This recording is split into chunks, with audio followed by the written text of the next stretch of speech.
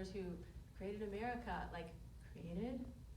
America was, the land was here, there were people here, and so, you know, when we create on top of something that was there before, there's this, you know, this dichotomy of like who's in the right, or who's doing good, or who's bad, and it just depends on your perspective. And it was, I appreciated that the filmmakers really made the effort to not over narrate, or not, you know, not present one side as good or bad. I mean, of course you're rooting for the people to protect their land, but you also really got the vision that these other people who were poor people themselves, who wanted to settle and create a farm and create a community, and I can appreciate that want. I have a similar desire to live in community and create a, you know, functional farming, you know, kind of area, but, you know, I don't know, it was frustrating to see how the government leadership was encouraging the encroachment, and you know, there was a play between the association and I was impressed that there was an attempt at an association, and that I was grateful that slowed them down. Like, actually trying to sort of comply with the law kept them from invading or being more destructive than they might have otherwise been. And that I was really impressed. I have a young son who's not behind Bitate and in age, and the level of leadership and vision and stepping up at such a young age was really, really impressive. Yeah, in a very modern kind of way. Right. And I think one of the things that's sort of interesting about a problem that's so big and so intractable is a lot of things can be true at the same time. Yes. Like, there's a lot of paradoxes in this. Sure. I'm wondering if either one of you, one of the things that I was craving in this was just some context, just from an environmental ecosystem standpoint, about just how important the Amazon forest is globally. And they touched on it a little bit. When I worked at the Nature Conservancy, we always referred to it as the lungs of the earth, because that system is so very important. Do either of you have any insight, just sort of big picture, you know, in addition to being a super important story that plays out over and over again around indigenous peoples and development and all that, this is a truly significant place globally. Sure. Yeah, I think recently climate change has become a really important issue, and several European leaders have called the Amazon the lungs of the earth, including Emmanuel Macron from France. And a lot of countries have been pushing to donate funds or to pressure the Brazilian government into creating policy to protect the Amazon. Bolsonaro has rejected those funds several times. He's known for it in Brazil. And it's interesting that the world took on the Amazon as a responsibility that is global and is no longer just a Brazilian thing. This is global. We all need to worry about the Amazon. I think the media helps with that a lot, but it's also become a concern of several governments, especially in Europe. I think Biden also tried to push it a little, but in different ways. And the Amazon has a lot of species. It is certainly very important, not only in climate change, but also for environmental reasons, in terms of species that we need to protect, in terms of the people that live there. The documentary does a really good job of covering the dispute between small farmers and indigenous people, but there's a lot more to the issues, such as protected lands like national parks, unclaimed lands that are neither national parks nor indigenous land, and there are a lot of sides to the story that still need to be told. Yeah, you raised most of the points I was going to say. The biodiversity is critical, in addition to the actual capacity to draw down the carbon from the atmosphere and put it into leaves and soil. I really, if I were to make a wish to the follow-on information, and I need to go explore their website, is what is the backstory on the backers? You know, like, these people are showing up with equipment and lumber and other things. They look like they're clearing the land and just building it out of the local stuff, but then you look, you're like, no, that lumber's not from, that's not from the forest. Like, what, you know, they're, what's her name? the woman activist. Neijinha. What? Neijinha. That's how you say it? Yeah, I think so. Neji, okay. The activist, who's, you know, the one who was worried for her daughter, she was pointing to the fact that, you know, there's a succession, okay, the poor, you know, settlers come in and then it gets taken over by agribusiness and that sort of thing. And we don't, I mean, there was a pan of cattle near the opening shots, but I didn't feel it tied together as the story of like how this is sort of playing out repeatedly. I'd like to know more about that. Yeah, I have one comment. Yeah, dude, jump in. I think a lot of the small farmers see themselves as the beginners of the process. I think a few of them say themselves that that's how a lot of countries were built, so the whole satellite idea. And I think they are aware that big companies are going to step in, and I think sometimes they're actually expecting this to become a bigger thing. And they see themselves as the starters, like somebody has to start the development, and that's how they see their role sometimes. Interesting. Okay, I think we're gonna try and give you some information about how you might get involved locally if this has motivated you to do so. But before we do that, who has a question? Or a comment? Yeah, over here. Just a little bit going into Bolsonaro, and there was a documentary recently about how Cambridge Analytica did a lot of data mining and basically got him elected when he wasn't really that popular. I was just curious, since you're from Brazil, what do you think his chances are of being reelected? Because it looked like he was gonna lose, and his opponent got bashed by all his data stuff, and he lost votes. And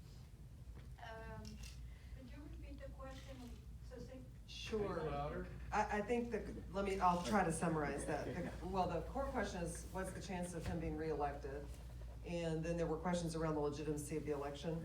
Does that capture it? Okay. yeah, a little bit of both.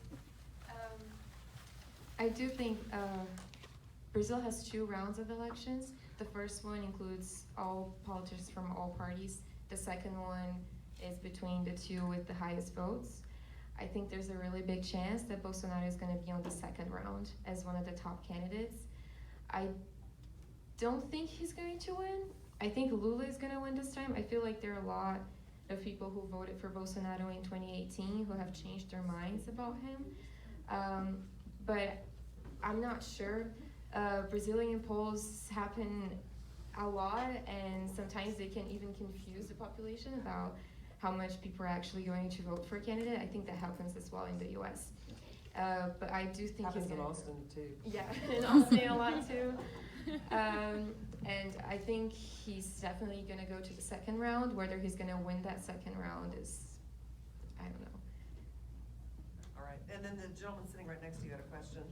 My question actually pivots directly off that. It was just, how do you think the potential return of Lula affects this struggle? Okay, so here's the question. If Lula wins, how does that affect this situation? Lula is a complicated character. He's from the left, but he's been compromising a lot over the years so he can get the support that he needs to be reelected. I don't think he's gonna go about it in a strong manner. I think he's gonna try and compromise with the big businesses because he needs that support right now. He has the northeast of the country behind him, but he still needs the rest of the country to win the elections. I do think he's gonna be way more protective about the Amazon than Bolsonaro is, but how much is still in question. I think he's gonna be supportive of the indigenous lands, but as for the unclaimed lands that don't have an owner, that's up for debate because I know he has to compromise with the big businesses so he can win. All right. How about some more questions? Here we go. Second, yeah, you. Hi, thanks for coming up and being our panelists.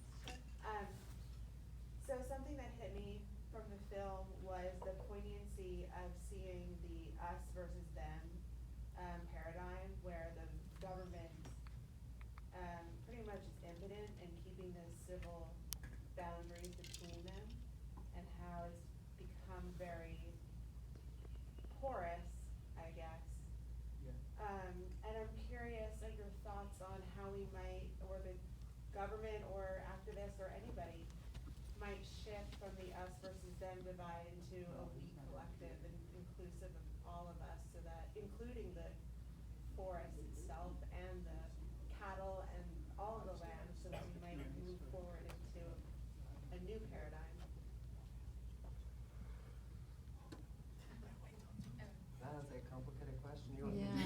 Yeah, I mean, Go ahead. as someone who worked in a really big conservation organization, when you're working with super large landscapes where a lot of things are tree, right? You do have people that are, small farmers, as well as indigenous people, as well as governmental interests, as well as actually what you said, Maria, which is international interest, because this is a place of interest specifically because of climate change. And I think generally what that calls for is some sort of, very large scale planning, where you can take all those interests into consideration, and instead of having people fight it at micro and macro levels, there is such a thing as eco-regional planning, which allows you to think about the environmental, the biodiversity, the water quality benefits, the air quality benefits, and factor that into what is possible. And a lot of times it gets down to, where is it possible? Are there some places that are, better for those kinds of developments than other kinds of developments? And here it feels like it's a little bit, well, it's certainly not planned. And I think the indigenous people would say it's actually, taking over land that is theirs, right? I would say, it occurs like they see themselves as protectors of the land. They're both from the land and Right. protecting it.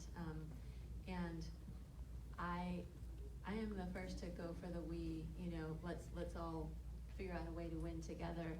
I'm gonna come back to a potential solution, but I really don't see how you can both preserve native culture undisturbed, basically living off the land, and have the development kind of come together. I think it would be a transformation of the land, and hopefully not as extreme as putting the Native Americans on reservations kind of thing, but that's what it feels like where it's headed.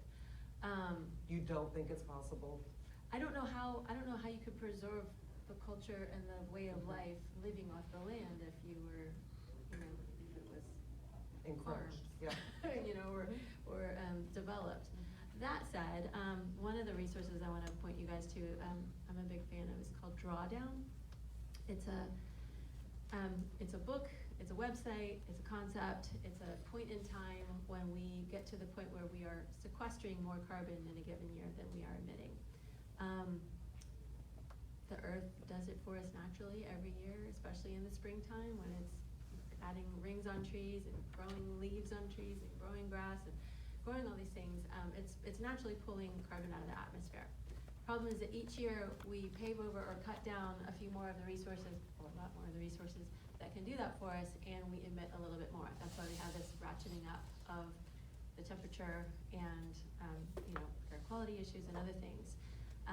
But Drawdown is a catalog of the top 100 strategies for reversing global warming. And the good news is that they rank 1 through 80, and 20 are coming attractions, promising things that they can't quite put a number on yet. But they have categorized them and said if we invest money in this kind of thing, this is a kind of carbon reduction it would have, and in many cases this is the financial return it would have. Not everything that is saving the planet is a money loser. A lot of them are actually we can grow a green economy. We need to replace the fossil economy with a clean, healthy green one that allows us to continue on into the future. That said, so in Drawdown, it goes through the top ones, which are unexpected ones I've never even thought of, and none of my friends who are diehard environmental people could come up with number 1 on the list. Does anyone who's not read it have any idea what number 1 thing, dollar for dollar, if we invest money in this, it has the greatest carbon return, or carbon equivalent? It's a little bit of a clue. Must be present to Air win. conditioning. Insulation. You're on, yes, refrigerants. It's managing refrigerants. Because the chemicals that are in air conditioning units, in walk-in coolers, in our in our cars, our homes, all that kind of stuff, the chemicals are thousands of times more potent greenhouse gases than carbon dioxide. And so when you capture, sequester, destroy some of those bad chemicals,